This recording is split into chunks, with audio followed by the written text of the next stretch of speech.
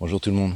Aujourd'hui c'est le lundi 16 octobre 2023 et il fait encore très beau comme vous pouvez le constater. Ceci dit, donc les températures ont baissé depuis une bonne petite semaine et on a perdu 10 degrés, ce qui permet finalement d'arriver au moment, donc à la mi-octobre, ça tombe très bien de mettre en terre, de planter en fait l'ail. Et là moi je vais planter de l'ail violet. J'ai acheté des superbes têtes d'ail, donc violet, chez mon petit marchand. C'est là où j'achète en fait mon ail pour consommer et là avec mon ail de consommation que j'achète habituellement, j'ai acheté à peu près 1 kilo en fait de tête. Ça m'a coûté moins de 10 euros, donc le kilo est à 9 euros et quelques. Et vous allez voir, les têtes sont vraiment super. La particularité, c'est un ail qui est non traité. Donc normalement pour la plantation au jardin au potager, il faut de l'ail en fait certifié. Donc là c'est pas de l'ail certifié, il n'y a subi aucun traitement. J'en ai discuté longuement avec mon marchand et je peux planter. Et là donc finalement je vais tester avec cet ail là, je vais le planter donc pour voir ce que ça donne. Et si jamais ça marche bien, j'espère pouvoir du coup avoir une bonne production et espérer garder quelques gousses d'ail pour l'année prochaine. Bon, eh bien écoutez, je lance le générique et on se retrouve juste après pour voir tout ça ensemble.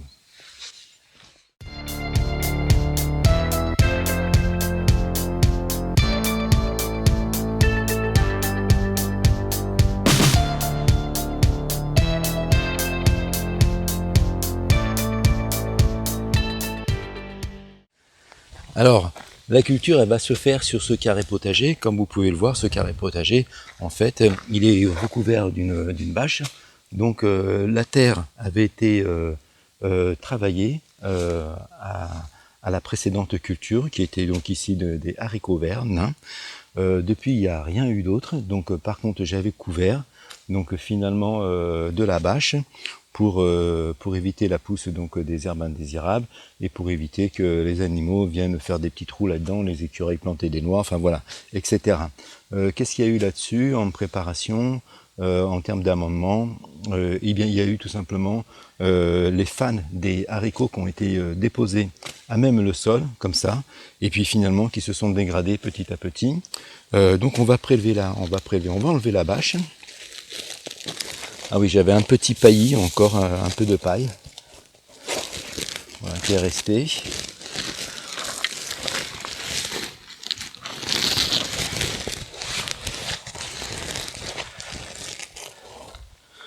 Bien, alors voyons voir comment est la terre.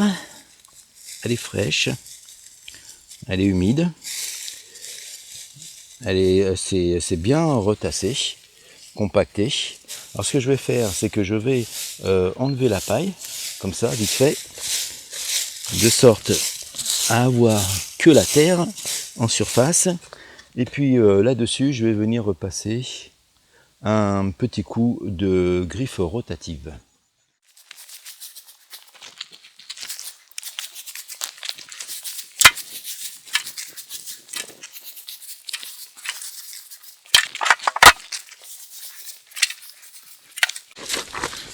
Voilà, c'est fait. La paille est enlevée. Donc, il me reste encore quelques petites herbes qui ont poussé sur les côtés. Voilà. J'enlève ça rapidement. Maintenant, je vais chercher la griffe rotative. Et puis, je vais en mettre un petit coup. Voilà, donc je vais aller chercher la griffe rotative. Donc ça, pour ceux qui ne connaissent pas, c'est un outil vraiment très sympa pour travailler dans les carrés potagers, quand les carrés potagers sont relativement bas. Bien entendu, parce que s'ils sont hauts, comme on peut le voir parfois, eh bien c'est pas évident, quoi. Donc là, l'outil, il va permettre juste en fait sur à peu près 10-12 cm d'aller décompacter en fait le sol. C'est même pas nécessaire que j'aille trop loin parce que de toute façon je vais remonter que de la motte de terre. Et encore là, ça va parce qu'elle se désagrège bien. Donc là, j'aurai pas trop de soucis, mais l'idée, voilà, c'est juste de décompacter comme ça, en fait, gentiment, en surface, de sorte à pouvoir venir mettre les cailleux et les enfoncer juste ce qu'il faut, sans trop de difficulté. Voilà. J'aurais pu en fait lever la bâche un peu plus tôt, quelques jours avant, de sorte à sécher peut-être un peu plus la terre en surface, pour éviter, comme on est sur une terre argileuse, d'avoir la formation de petites mottes comme ceci en fait. Mais là ça va, je peux les briser assez facilement en fait à la main. Donc voilà, je vais faire ça sur tout le carré, vraiment pas trop profond.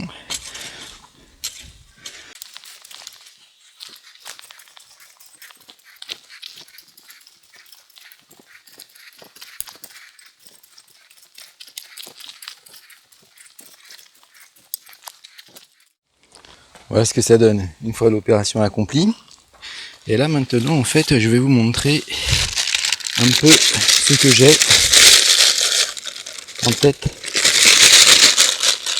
d'ail. Vous voyez, l'ail est vraiment beau.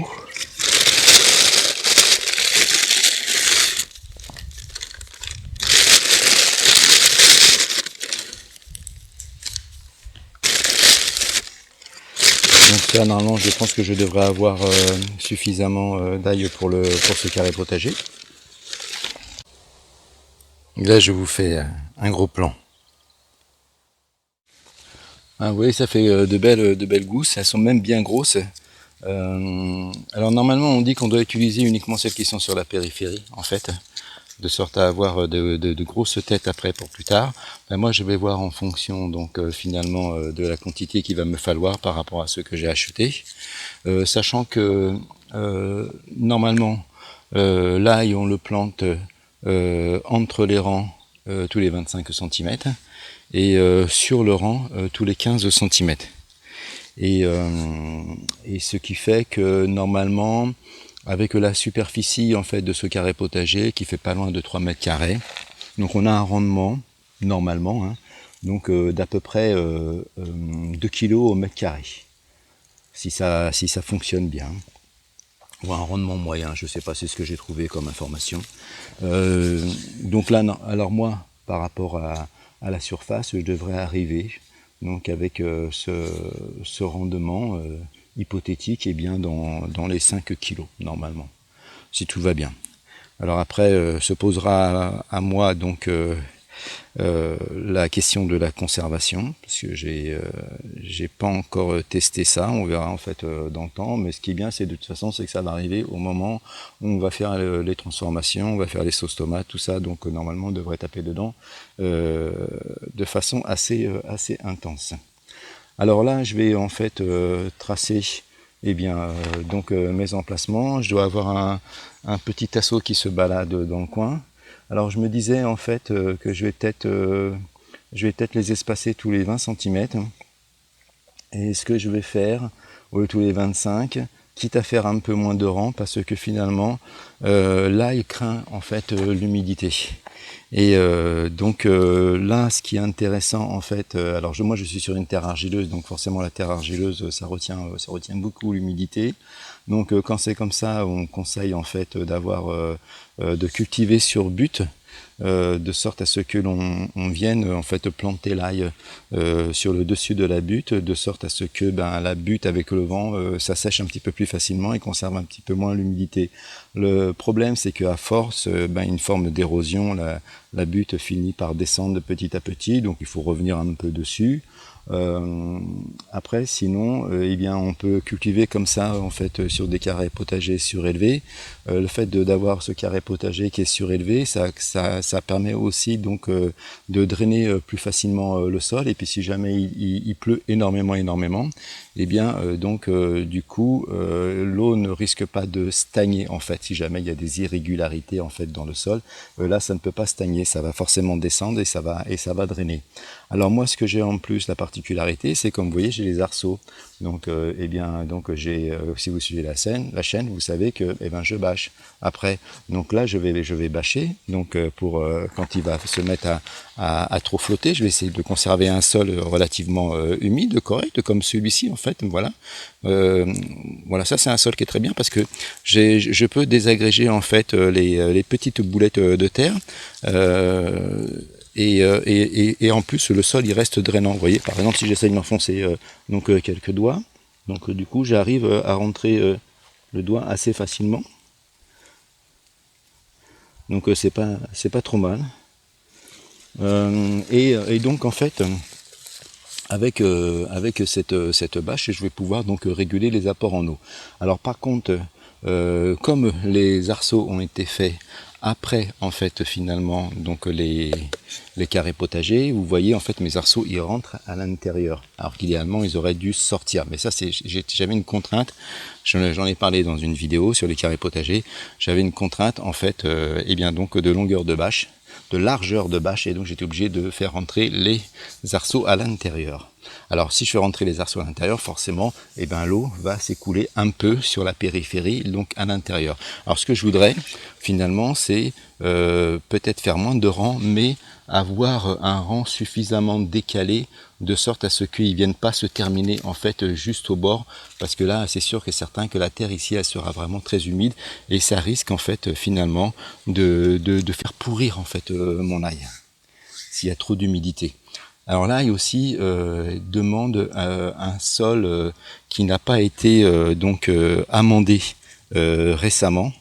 Donc ça c'est le cas, donc il supporte pas trop la fumure en fait, donc ça c'est le cas parce que finalement il n'y a pas eu d'amendement là-dessus à part les fans et bien des haricots verts, c'est tout ce qu'il y a eu et donc ça a fait un apport d'azote dans le sol.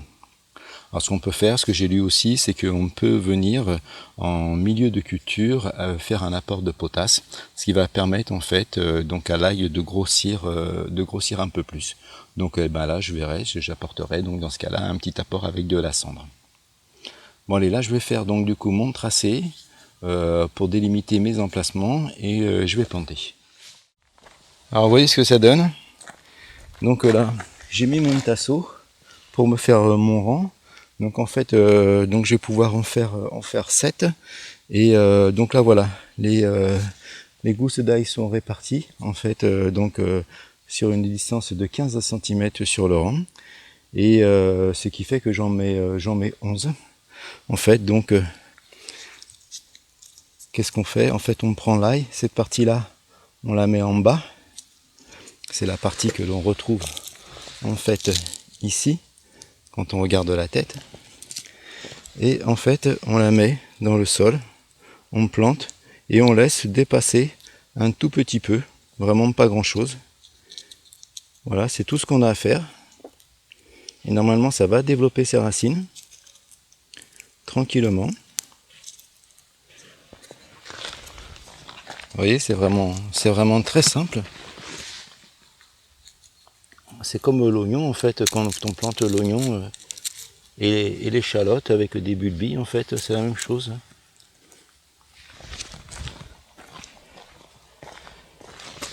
Alors, mes carrés potagers ils sont un peu trop larges, donc je suis vraiment obligé de pas mal me pencher. Donc là, je suis tombé sur un petit caillou, donc du coup, quand on sent la petite résistance, il faut arrêter, hop, et puis repositionner.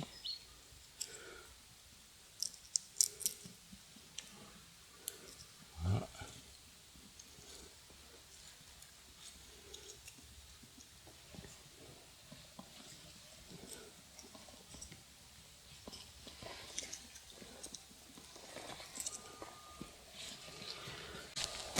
Voilà, puis à présent, je vais renouveler cette opération jusqu'à fermer cette rang. Bon ben voilà, c'est terminé. Donc j'ai bien fait 7 rangs, donc avec 11 gousses d'ail donc à chaque fois sur le rang. Et voilà ce qui me reste en fait à la fin.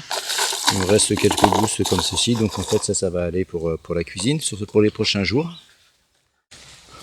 Il y a là normalement ils annoncent 3-4 jours, non, oui 3 jours de flotte normalement qui vont suivre. Donc je vais voir comment ça se passe. Si jamais je sens qu'il pleut vraiment trop, et bien dans ce cas-là, j'hésiterai pas donc à mettre du coup la bâche pour former le tunnel, en pensant quand si jamais il y a des journées qui sont belles comme ça, donc à venir aussi donc aérer l'ensemble. Et puis je vous ferai des petits shorts, vous savez, ces petites courtes vidéos là de 15 secondes ou de 60 secondes pour avoir un petit suivi donc de culture.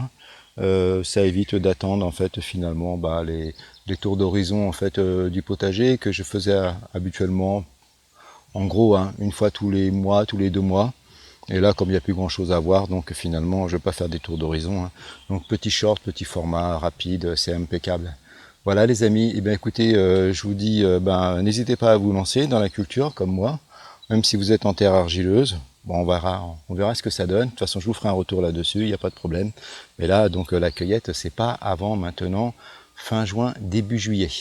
Allez, ciao, bye.